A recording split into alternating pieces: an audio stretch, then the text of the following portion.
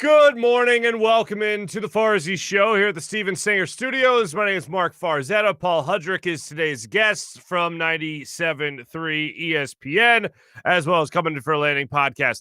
That was a very disappointing game for the 76ers last night for so many different reasons. One, the obvious. Joel Embiid gets hurt.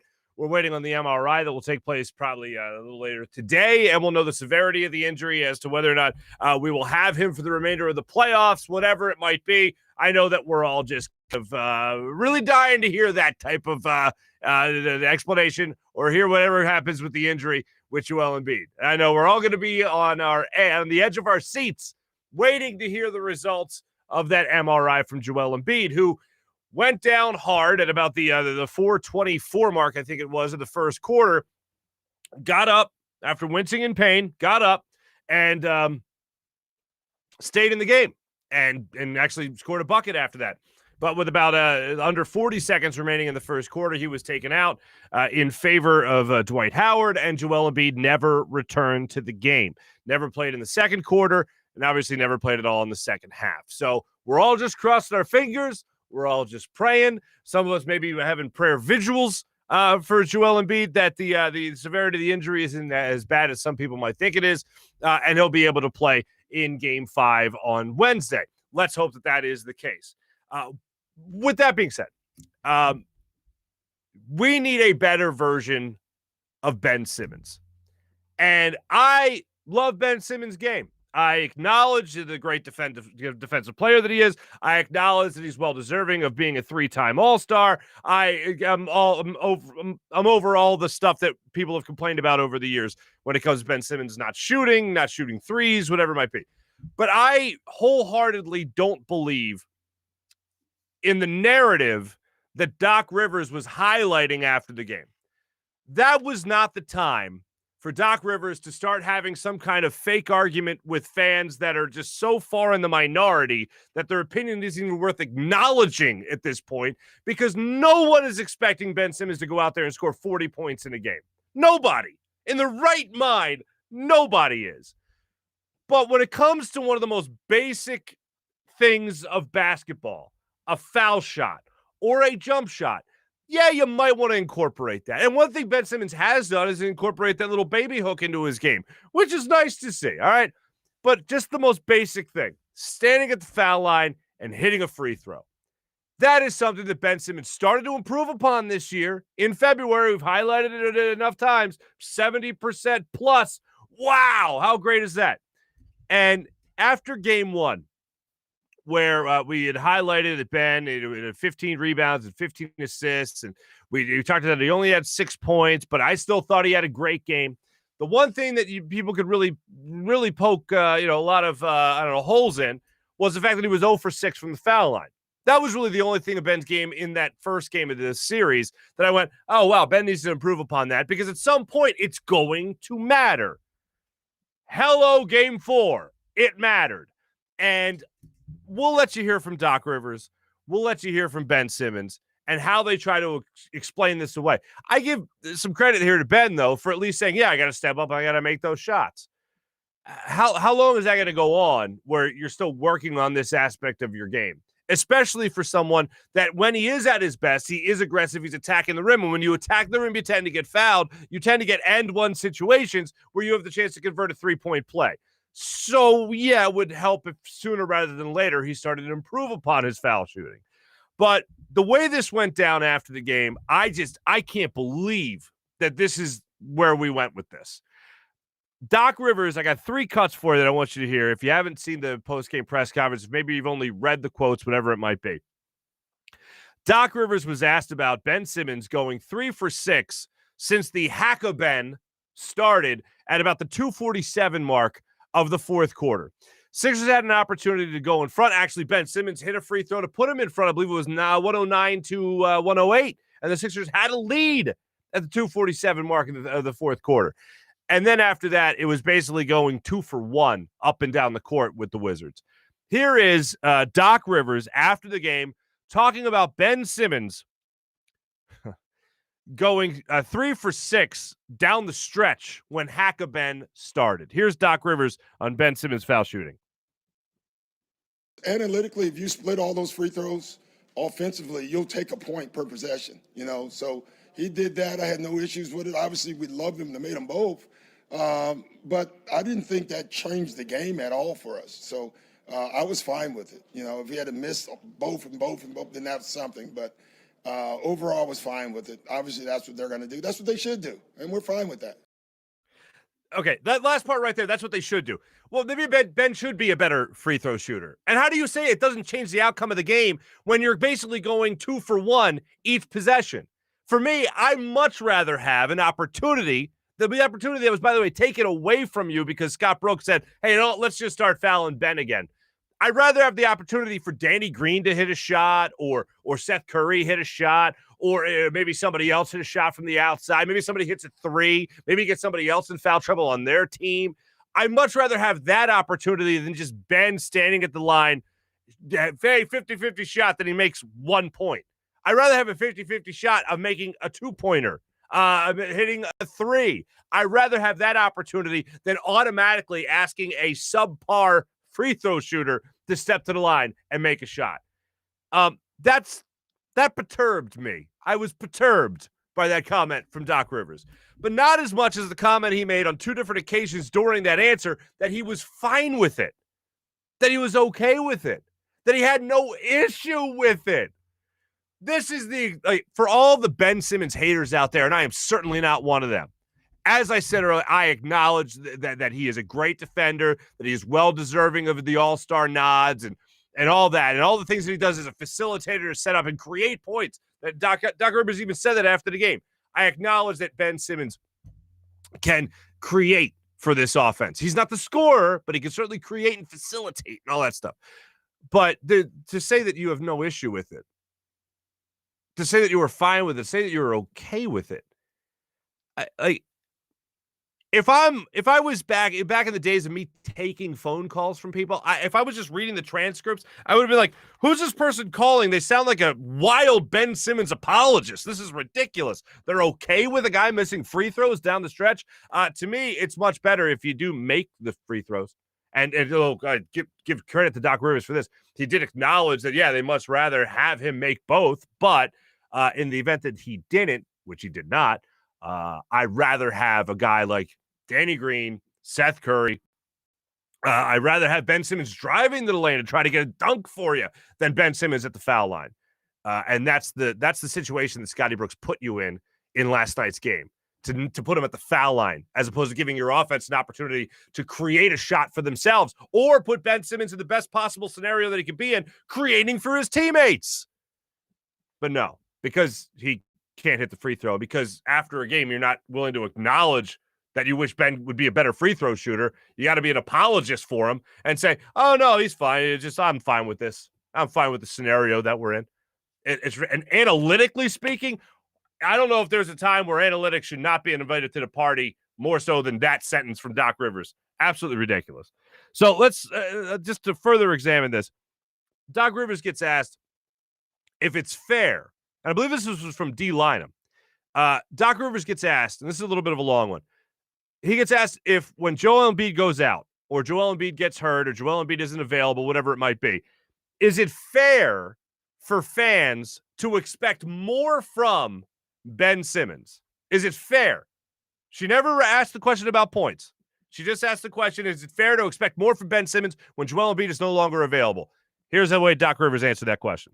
No, but you guys keep this Ben Simmons narrative alive, which to me is freaking insane, how good this guy is and all the things he does. Ben is not a 40-point guy. It's not what he does. He does other things for your team. And I just don't understand why that's not sinking in our city. Everybody on the team, it doesn't have to be a scorer to help the team. Ben scores, but Ben creates scoring for us. That's what he does. So, if I'm Ben at some point, I'd get tired of it. I just would, because he's just too good, and he does so many good things for this basketball team. And I keep saying it. Celebrate him. Celebrate all the stuff he does well. We don't do that enough. In fairness, I never brought up his scoring. No, but I'm just saying in general. Like, Ben Simmons does a lot of good things for this team. He was in foul trouble tonight. But we keep hammering the kid. I mean, at some point, if I'm being, it's enough. As a point guard, Doc, he was put on the line he could have made more free throws. He could have, but he didn't. But he still does other things. He split them all. And again, analytic, I'll take that. Obviously, I want him to make more. Ben's not an 80% free throw shooter. Yeah, for me right now. But, again, listen, you guys keep the Ben narrative going. We're just going to keep playing. So are we to believe that right now at 24 years old, Ben Simmons is peaked? Like, that's the thing. At what point do we ask for him to improve? Like, he came into the league a really good defender. Now he's a great defender. Now he's a Defensive Player of the Year candidate. He came into the league 1 year removed from being an all-star. Now he's a 3-time all-star. At what point do we ask for a little bit more from Ben? Well, I'll tell you what point we ask for a little bit more: when Joel Embiid goes out. And you know what? The same can be said for Tobias Harris, who was, 8 for 24 in this game shooting. He struggled in this game. He had some turnovers in this game. He was not his normal self. He did not have his best game at all. But Ben Simmons is a guy, when you talk about scoring, they're not trying to exploit Tobias Harris. Scott Brooks wasn't trying to exploit Tobias Harris, especially late in that game. He was trying to exploit the biggest weakness of his game, Ben Simmons. That's who he was trying to exploit. And he changed your entire dynamic of your offense by putting Ben Simmons on the line. It's okay to ask for more from Ben. The people in game one that focused on 6 points and focused on 0 for 6 from the free throw line, that was not the time to complain about that. That was not the time to focus on that. I wanted to focus on Tobias Harris's game, Joel Embiid's game, the fact that Ben Simmons still had a great game with 15 rebounds and 15 assists and still played great defense and shut down Bradley Beal in that game when he was guarding him. That wasn't the time to focus on 0 for 6 from the foul line. This is the time to focus on how poor his foul shooting was, especially when you think about this for a second here. This is what's absolutely amazing. After the game, I caught this stat on SportsCenter. Check this out. Please pardon the weird photo I took of my television. Worst free throw percentage by a player through the first 4 games of a postseason in NBA history. 20 attempts, minimum 20 attempts. And that is Ben Simmons. 5 for 20. I think it's okay to ask for a little bit more. I think it's okay to ask for a guy just to hit some free throws. And you know why it's so hard for Doc Rivers to wrap his mind around people having a problem with Ben Simmons' game? It's because the two things that are the most basic things of any basketball player, a free throw and a jump shot, he doesn't do. Especially, he either doesn't do it or he doesn't do it well. He doesn't shoot a jump shot and he doesn't shoot free throws well.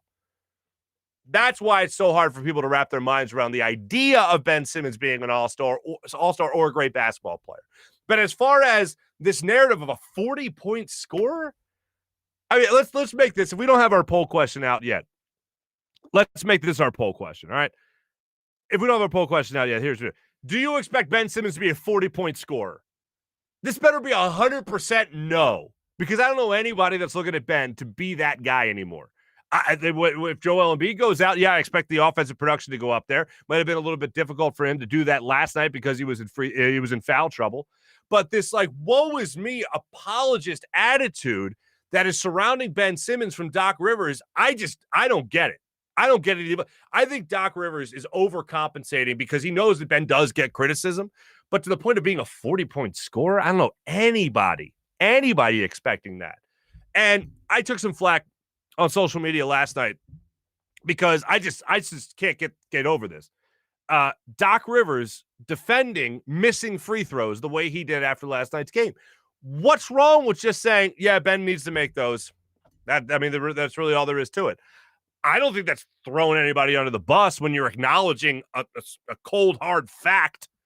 It's throwing somebody under the bus when you say, Ben lost us this game. Obviously, he sucks. So let's move on. No, that's throwing somebody under the bus. Saying, obviously we Ben, they challenged Ben and he needs to be better at free throws. That's it. If Ben Simmons can't handle that, oh my God, that's embarrassing. But to come out and say, I was fine with it, analytically speaking, it's okay. That is such an apologist. And it didn't stop there. And where was Doc Rivers going with that whole, if I'm Ben, I can't take it. If I'm Ben, I don't know what I do. I just take it. I can't take it anymore. What is that, like threatening that Ben's going to seek a trade? Like, what is that? Anyway, Here's one more thing from Doc Rivers after the game.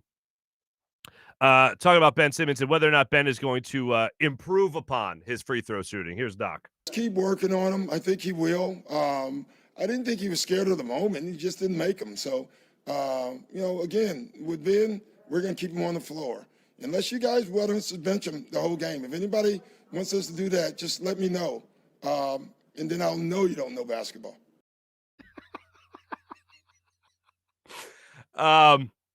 He just sounds like a guy who was at his wit's end. And I don't even know a proper analogy for this because I'm just so taken back by the lack of production from Ben Simmons at the free throw line and then defending that lack of production in crunch time by Doc Rivers. And I love Doc Rivers. I wanted Doc Rivers here. The moment they got rid of Brett Brown and it became known that Doc Rivers is going to be available, go get Doc Rivers. All on board for it. Still on board with it. And if you're hiring a basketball coach tomorrow and it's down to me or Doc Rivers, hire Doc Rivers. But it's indefensible when the opposing coach says, I know how to disrupt everything in your game plan by putting this one guy to the foul line. And he does it, and you lose the game. And yes, by the way, it is okay once Joel Embiid goes out to expect more from Ben Simmons and to expect more from Tobias Harris. And the guys he really didn't expect a lot from, Furkan Korkmaz and Tyrese Maxey in this game, stepped up huge for you. I mean, you had Tobias Harris, who was your leading scorer last night. Then you had Tyrese Maxey, who was your second leading scorer, followed by George Hill, and then by Ben Simmons with 13. This is wild. Let's hear from Ben. Here's Ben talking about what he needs to do to knock down those free throws. Step up and knock them down, for real. That's about it. I'm not getting discouraged going to the line. It is what it is, so just got to get up there and knock them down. And then, were you upset with the way the Wizards were playing you? Like, were you just kind of upset with the hacking, or was it, what were kind of your thoughts? No, I'm not upset. It's basketball. So, no, I'm not upset. Okay, that's good. Like, I don't think Ben Simmons is some coward. Like, I don't think he's going up there and choking at the free throw line. It'd be one thing if he was an 80% free throw shooter and then all of a sudden in crunch time he shot 50%. That'd be something totally different. I don't think he's choking while he goes into these situations. He's just not good at it. I've seen Ben Simmons put in work on his free throws, whether that be before a game, whether that be at practice. I've seen him put in the work. We've heard Sam Cassell talk about it. We've heard Doc Rivers talk about it. But at some point, I mean, when do you step up in those clutch situations for the Sixers when they put you on the line? They're purposely putting you on the line because they know that is putting them in the best case scenario to win the basketball game. That's when the alarm has to go off. So Doc Rivers goes out of his way to defend him. Ben Simmons then gets asked in the postgame press conference by our friend Marcus Hayes, who was on the show just last week. He gets asked by Marcus Hayes about whether or not he was aggressive enough in this game or whether or not he started to sag off. Here is Marcus Hayes and Ben Simmons after the game. Doc defended your lack of scoring in general and your ability to make free throws in the clutch. Do you think that when Joel goes out that your scoring needs to increase? To an extent, I think I just got to stay aggressive. I'm still going to go to the line. I'm not really worried about people fouling me, whatever it is. Just got to get up there and knock them down. Do you think that you did that tonight as far as staying aggressive? I was a little passive at certain times, but at the same time, I was trying to get the great looks, for my teammates. Furkan came in, knocked down a quick one, put us back in the game. Then he had another one at the top of the key. Missed that, but we got some good looks. The shot with Furkan Korkmaz top of the key was about 1:24 left in the game, and the Sixers had an opportunity there to go up by, I believe, 1 point. And that would have been incredible. Ben Simmons had a great rebound, dished it out to Furkan Korkmaz top of the key, and he missed the free three, unfortunately. But that brings me into the next phase of what you need more from Ben Simmons, and it's taking into account the foul trouble that he was in early in this game. And by the way, for the record, the officiating in this game was atrocious, but I'm not going to blame the refs for this. Ben Simmons had 5 shots in this game. There is no way he was anything close to the aggressive Ben Simmons that we have seen, particularly in Game 2, the way he came out, even to an extent in Game 3. This was by far his worst game of the series, by far. And this was a game without Joel Embiid that you needed him to step up the most. Him as well as, again, Tobias Harris. He had 2 shots in the second half. 2. And we're going to defend him after this game? Like, here's the thing. I'm not expecting, for the people in the back didn't hear this before, I'm not expecting Doc Rivers to go out there and talk about how terrible Ben Simmons is. But how about acknowledge reality? And the reality is he needs to be a better free throw shooter. The reality is the opposing coach said, let me put him on the line. That's how I know I can win this game. And he did it, and they won that game. You have your MVP candidate leave the game.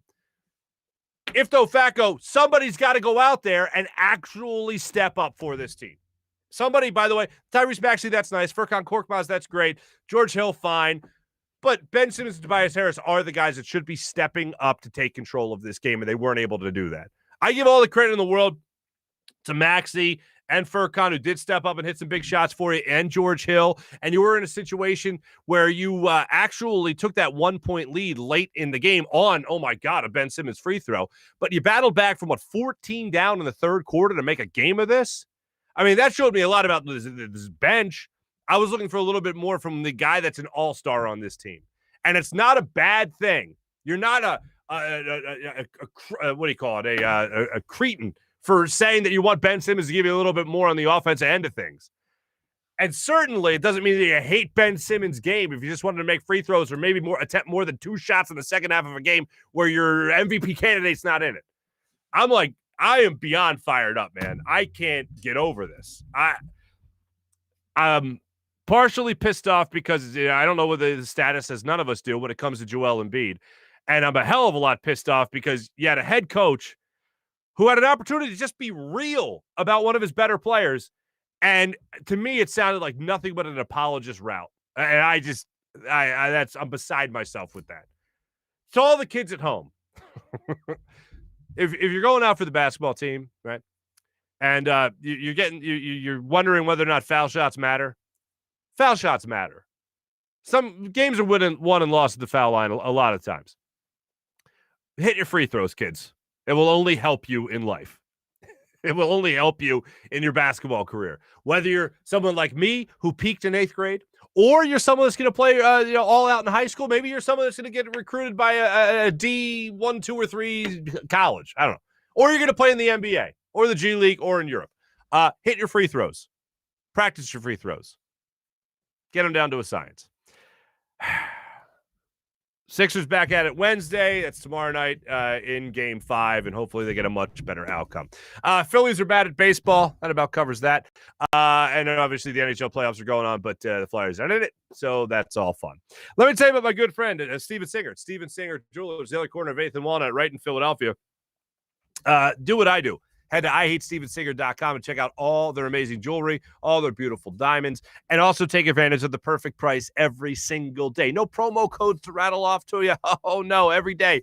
The perfect price at Steven Singer Jewelers. I send my friends there, my family there. I send you there as well. Had another friend reach out to me yesterday about, hey, it's time to pop the question. And I said, well, I know just the person you have to go to. And I know that's why you're reaching out to me.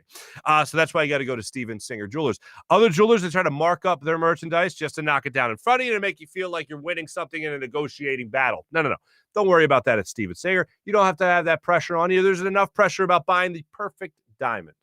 And that's why you got to go to Steven Singer Jewelers. Every day, the perfect price. Every single day. And a real jewelry expert will walk you through everything. Every day, the perfect price at Steven Singer Jewelers. One place, one price. IHateStevenSinger.com. Without further ado, let's continue to talk about this 10-8 76ers basketball team with our good friend, Mr. Paul Hudrick, who joins us on the Zatos Investments guest line.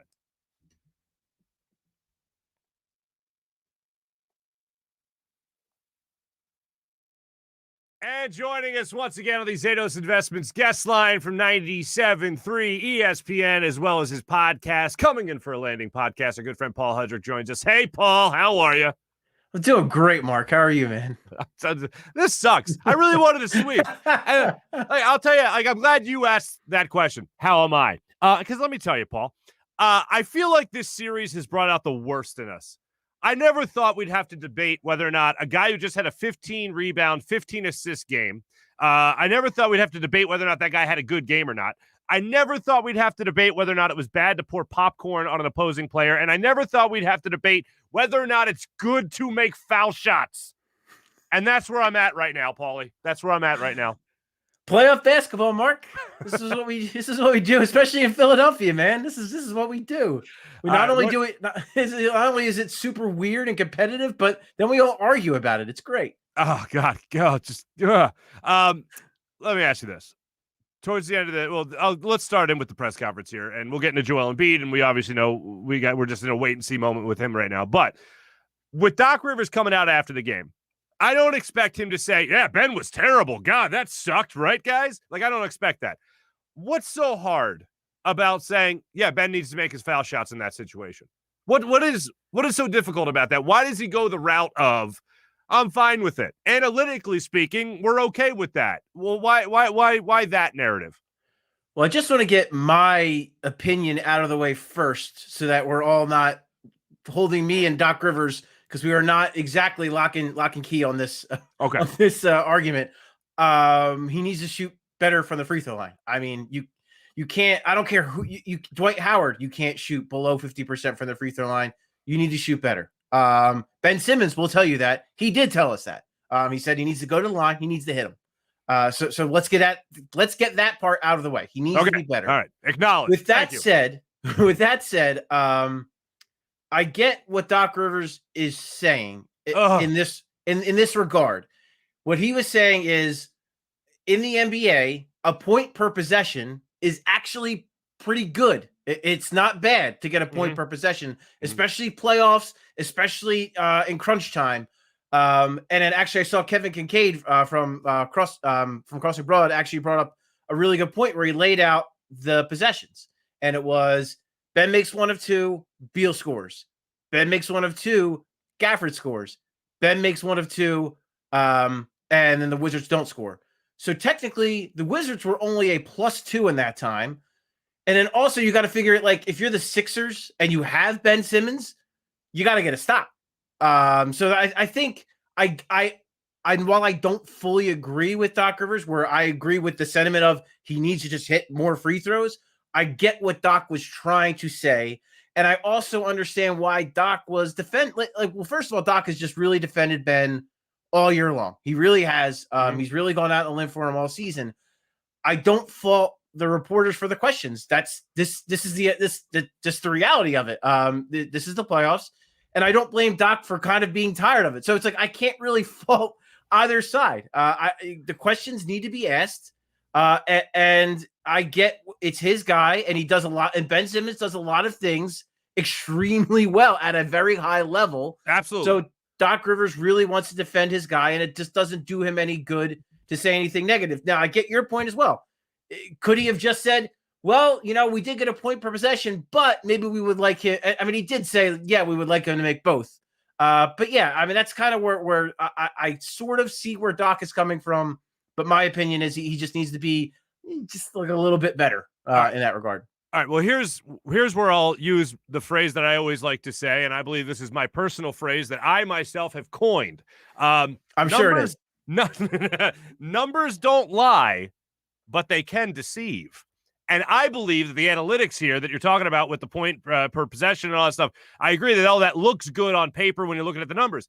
But what it doesn't factor in is the strategy of putting Ben Simmons to the line and taking away the opportunity for someone like, I don't know, Danny Green to hit a three, or Seth Curry to hit a three, or maybe even Ben Simmons drive the lane and be able to, get a bucket that way. It takes away that strategy that you so desperately need in a close game. Yeah, but at the same time, I just think for me, I don't see that as being what lost them the game. I mean, clearly, first and foremost, even just, we'll get it out of the way, that Joel Embiid being hurt. If Joel Embiid plays, we're not, this isn't even a conversation. If Tobias Harris does anything, quite frankly, Tobias Harris was bad tonight. Yeah. First bad game he's had, because he's been really, really good through 3 games.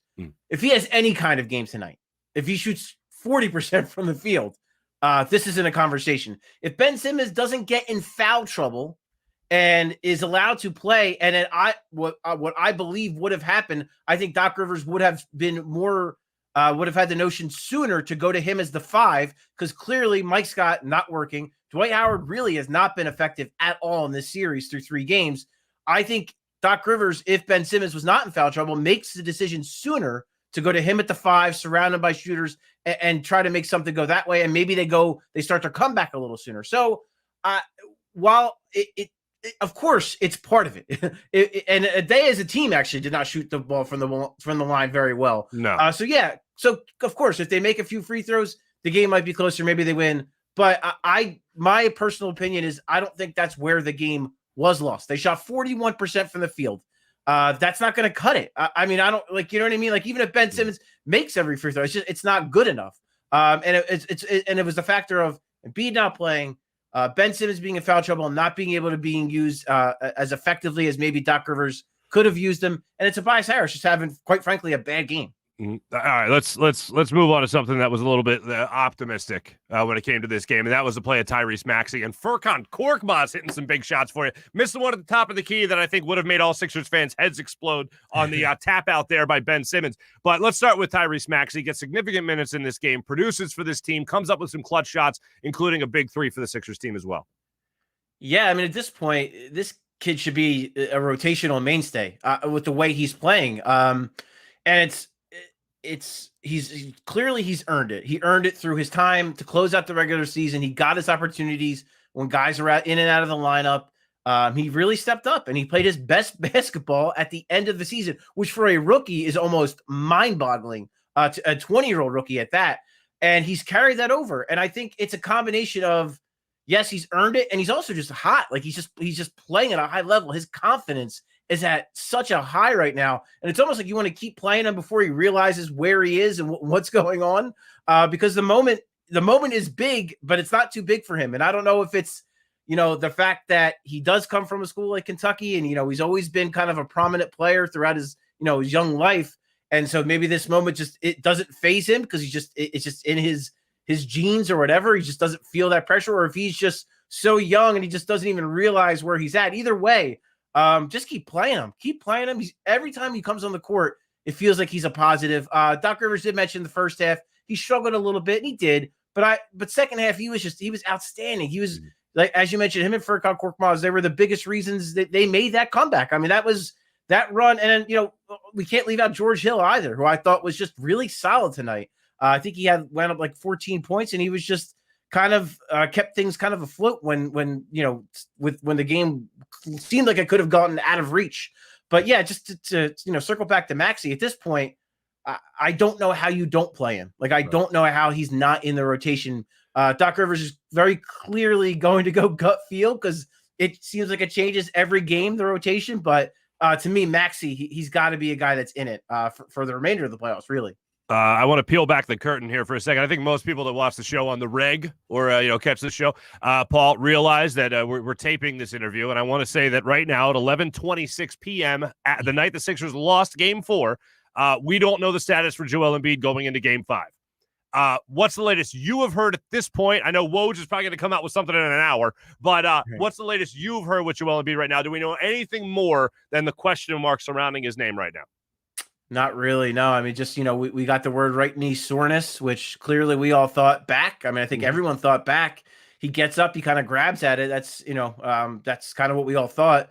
Then word comes that it's right knee soreness, and the fact that, and I don't want to go too much either way, but I mean, the fact that we're not hearing anything doesn't seem great, but maybe no news is good news. I'm sure they're going to want to get him back to Philly. Get him with their, in their medical facilities with their medical staff for further evaluation, just to make sure everything's right. Kind of like the last time, when in Washington earlier in the season, right after the All-Star break, that happens with the knee. We don't really hear much until he actually gets back to Philly and the tests are done there. That's when we get word of what the injury is. So I imagine from that standpoint, it's going to be similar. They're going to be really cautious about it, really protective about it. And like I said, they're going to get him in front of their people and in front of in their medical facilities. And, just keep your fingers crossed, man. I mean, it didn't, like, the knee that we saw, the play that we saw earlier this season, that looked bad. And I thought we all, even Embiid himself, kind of assumed the worst. This didn't look as bad. So hopefully that's the course. Hopefully it just was something that, shook them and they just, held them out because they wanted to be really cautious and wanted to wait for the testing to get done. But as of right now, that's like you said, as of 11:27, that is all we know right now. Yes, 11:27. I had the same thought as far as the precaution went, because they're up in this series 3-0. They still have 2 max contract players. They still have another all-star. They've had some bench help with Maxey and all that stuff. I was thinking that it's extreme precaution. They just play this game without him. They don't force anything, and if worst comes to worst, they try to win it in Game 5, and they end the series in Game 5, which I think is eventually going to happen anyway.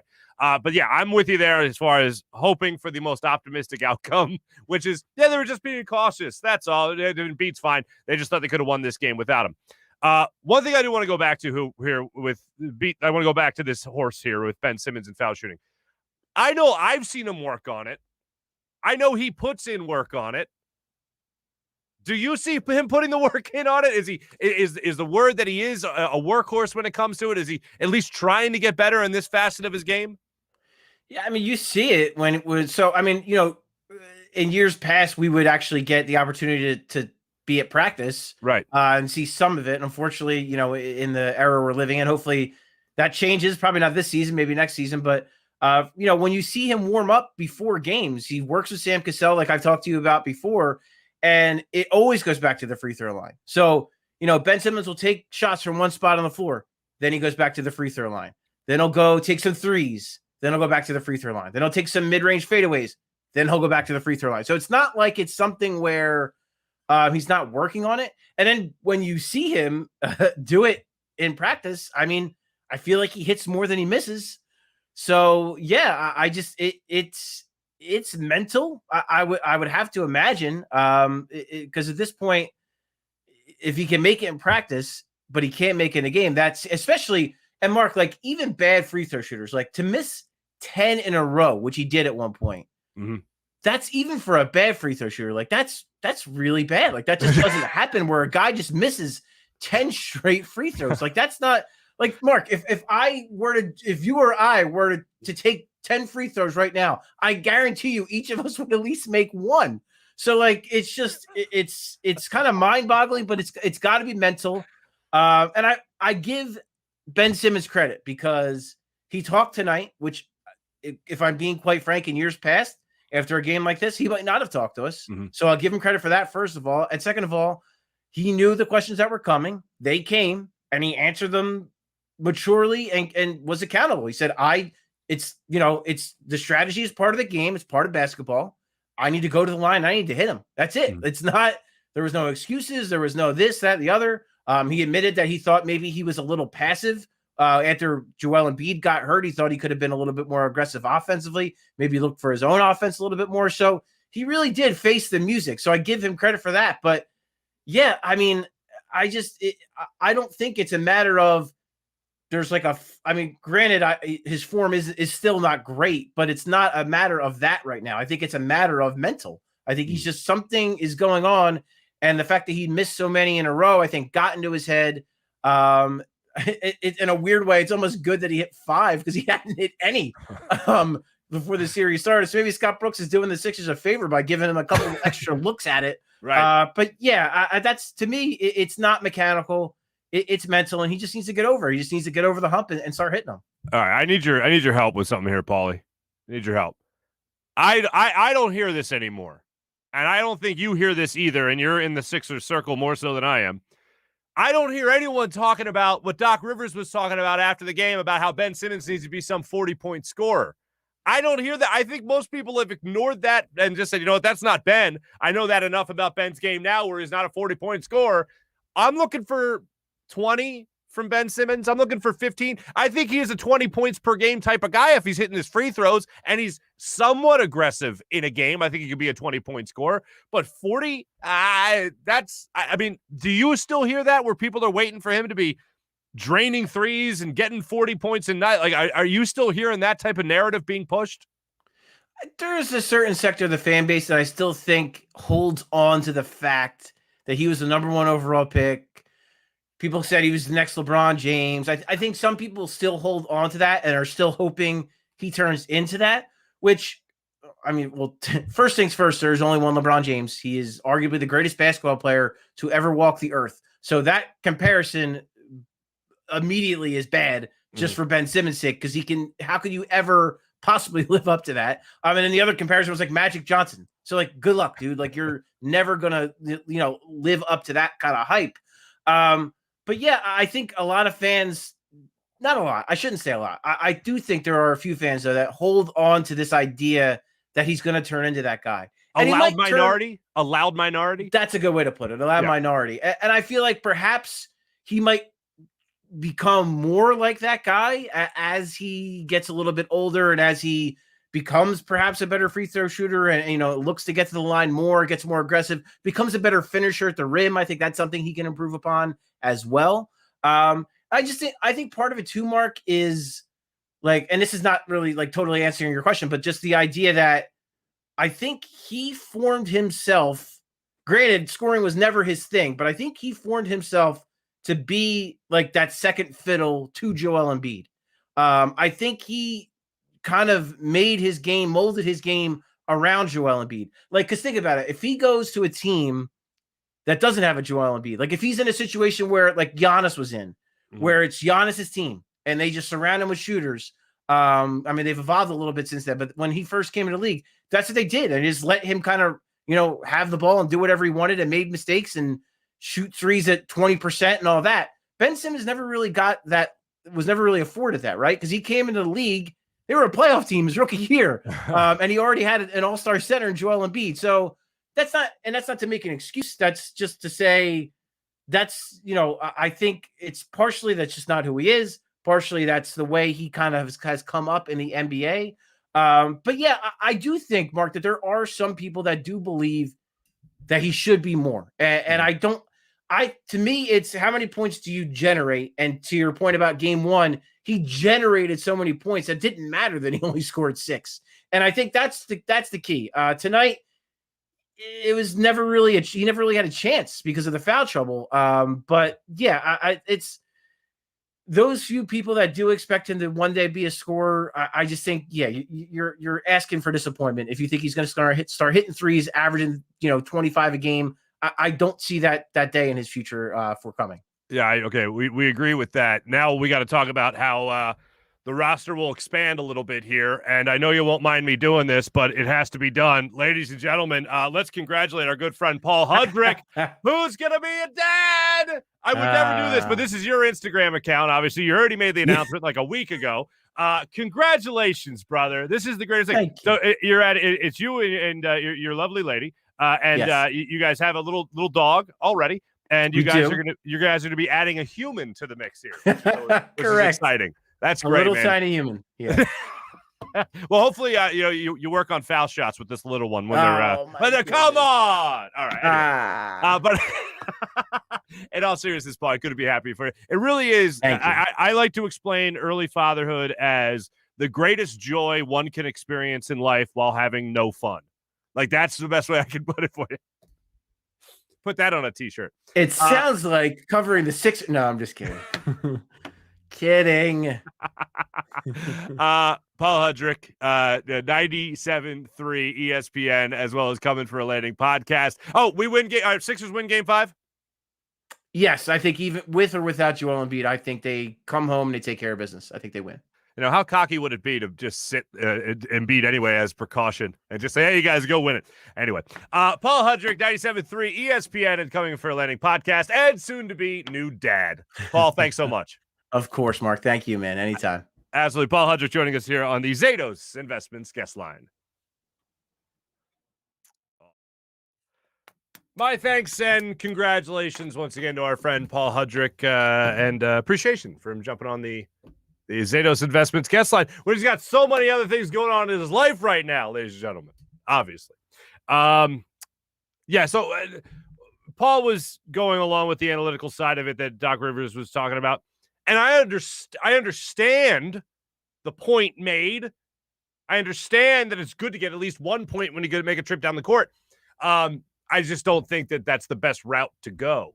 And I think that's what everyone's arguing here with Doc Rivers, that it's about putting your team in the best possible situation. And if you have somebody on the floor, and I'm not advocating, that's one thing I definitely don't agree with is taking Ben off the floor. You don't do that. And that's one thing that Doc Rivers did get into a little bit after the game. And I think that might have been what put him in a bad mood and feeling like he had to overly defend Ben Simmons and go the apologist route that I've highlighted so many times already throughout the show. But that's really what's just amazing to me. The fact that that might have been what put the quarter in the defense machine for Ben Simmons from his head coach. But I digress. We'll get more into that. We'll get back to that in just one second. But I do want to tell you, if you guys want to follow some fine sports conversation, then you should do so with PHLSportsNation.com. Philadelphia Sports Nation, enhancing your Philadelphia sports fan experience across blogs and social media. So make sure you check them out at PHLSportsNation.com. I also want to make sure that you guys take full advantage of everything going on right now with Athletes for Care. We started talking about this yesterday and all the great stuff that they do with Athletes for Care. They're having a golf tournament coming up next week. We'll actually be there talking to some people there, but make sure you check them out, athletesforcare.org, and all the amazing things that they're doing right now to help athletes that are going through some tough times right now. That's athletesforcare.com. You can join Athletes for Care, the charity golf experience like never before, presented by Chronic. The series includes 7 tournaments throughout the United States and Canada, ending with the Ultimate Championship Tournament to wrap up the year. We're going to be not necessarily taking part in this. I'm not golfing, but I'm going to go there to talk to some of the athletes coming up next week, and we'll fill you in even more so on all of that. I also want to tell you about DraftKings Sportsbook, not only my favorite sports book, and they bring us our big bet segment every day, but also America's top-rated sports book. I love using DraftKings Sportsbook. It's easy to navigate and has plenty of the instructions for new bettors as well. New limitless ways that you can win some money for yourself and win some great bets and get on all the action with DraftKings Sportsbook. And make sure when you sign up at DraftKings Sportsbook, you use promo code Farzy. That's promo code Farzy. DraftKings Sportsbook is putting your courtside knowledge to the test when you turn $1 into $100. And how do you do that right now? Well, here's how you can do it. You pick any basketball team that's still in contention. You bet $1 on that team, and if they win, you get $100 in site credits. Don't forget, DraftKings Sportsbook offers all the great odds and promotions on baseball, hockey, and so much more. DraftKings is safe, secure, and reliable, so you can deposit and withdraw your funds at your convenience.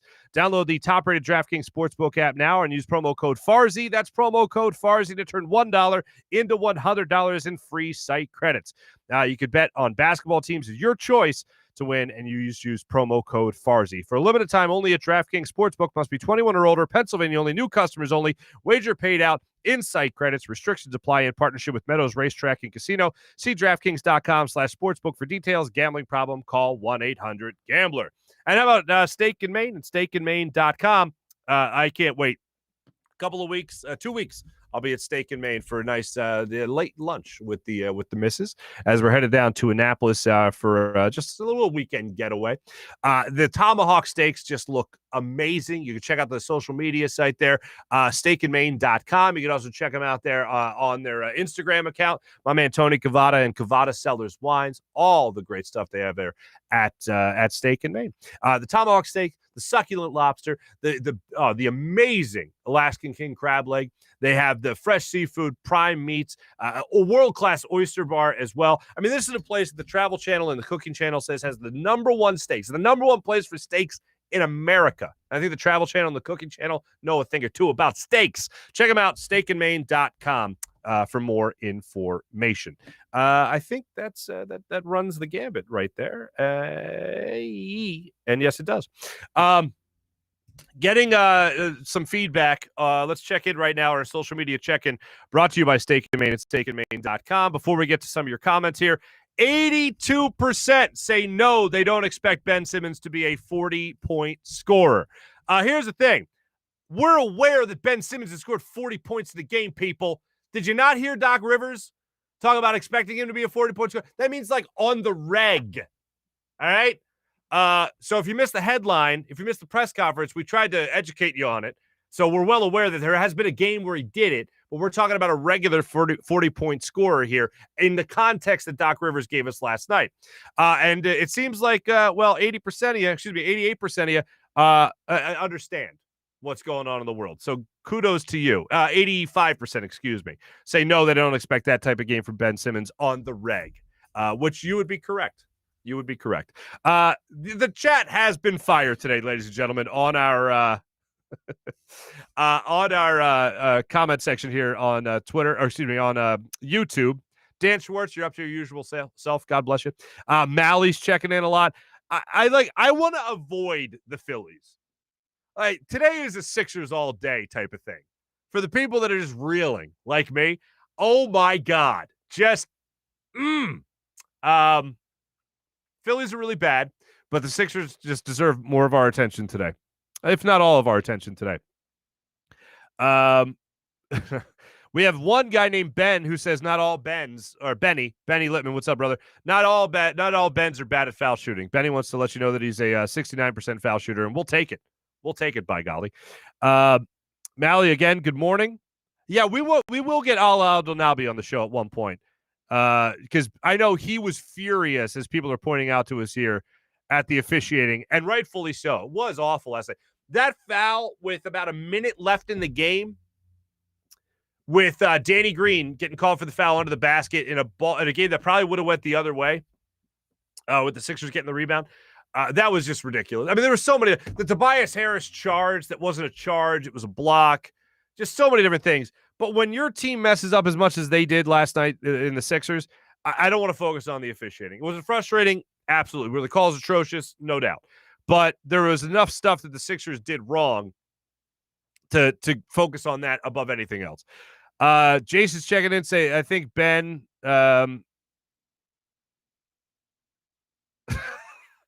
Jason's checking in, saying that I think Ben was forced to read Mike Sealski articles. Come on, people! Still focusing on Mike Sealski in this way. Very active chat, Henry. You ain't kidding, brother. I want to get to somebody we haven't gotten to yet. Who do we have here? I saw somebody pop up we haven't seen in a while, and I wanted to welcome them back to the chat. I think it was our friend April. Yeah, I think it was our friend April that got back involved in the chat for the first time in a little bit, and I'm not finding it right now, unfortunately. But I know you're all frustrated with what's going on. But there it is, April. Too close to call. Phillies strikeouts or Ben Simmons missed free throws. That's a good one. That's a good one right there. Thanks to everyone that did check in our social media check-in here, and everyone did comment in our comment section here on YouTube. Make sure you hit subscribe for that as well. I do want to get to our morning rush, and that was our social media check-in brought to you by Steak and Maine and steakandmaine.com. Morning Rush brought to you by Sky Motorcars and skymotorcars.com. It really just comes down to this, and I'll hit it for you one more time, just so you know that we're not just making it up on how bad it really got for the Sixers last night. And there it is for you right there. Worst free throw percentage by a player through the first 4 games of postseason in the history of the NBA. Minimum 20 attempts. There we are right there. There we are. That's your morning rush for you. Sixers, what else do we have here? Memphis, they lost to the Jazz. Jazz are up in that series. I saw this stat. Donovan Mitchell has 10 30-point playoff games for the Jazz already. Only Karl Malone has more in Jazz history. And he's got like 53 or 58, something like that. I saw the stat last night on SportsCenter. And Donovan Mitchell already at 10. So only one Utah Jazz has more than him in his postseason career. I will say this. The Memphis Grizzlies have put up one hell of a fight. I know that the Jazz are up 3-1 in that series, but every game has been a battle. Ja Morant, Dylan Brooks have been great throughout that series. They might have won game 3, game 3, game 3, if Dylan Brooks doesn't foul out of that game. But Mike Conley has been taking it to his old team as well. It's been a really interesting series to watch. So we'll continue to follow that as we do. That was our morning rush brought to you by Sky Motorcars and skymotorcars.com. Big bets. I really, there's no game that really jumps out to me tonight on DraftKings. But I do like the Sixers pending Joel Embiid to finish off the series. We'll see what the line's going to be. sure a lot of that's going to be dictated with Joel Embiid and whether or not he's available to play in Game 5. But here's what I did do last night on DraftKings. I did take the Sixers. I got them at -8. I think right before tip-off, they were -8.5. I got them at -8. Unfortunately, I lost that bet, but I did the first basket prop on DraftKings, and I took Ben Simmons, and Ben Simmons had the first basket, so I won a couple of bucks right out of the gate. A great return on that investment. So thank you, DraftKings. Appreciate that. That put me in a good mood. And man, did that come crashing down after the fact. Ladies and gentlemen, thanks for following the show today. Thanks for the conversation. I look forward to putting this game in the rearview mirror in the not too distant future. Hopefully, Wednesday, tomorrow. That'd be nice. So we'll continue to just dissect all things Sixers, and we'll see what Doc Rivers has to say. If you want more of me, you don't have to just rewatch the show, although that is appreciated. I'm going to be on Fox 29 today at 7:45 with Alex and Mike talking more 76ers basketball, and I'll see if I get off the ledge by then. I doubt it. Thanks for watching. Thanks for listening, everybody. Make sure you hit subscribe there on our YouTube page and download, obviously, wherever you get your podcast. Thanks for listening. Thanks for watching. My thanks to Jim Hyden, who produced the program. And also, this is a Buzz Sports and Entertainment production. Have a great rest of your day, everybody. Hopefully, getting back into the swing of things in the workplace is a little bit easier today. That we have some conversation to kick around when it comes to the Sixers. All right, let's all keep our fingers crossed and hope we get good news on Joel Embiid later today. Have a great rest of your day, everybody. Take it easy. See you tomorrow.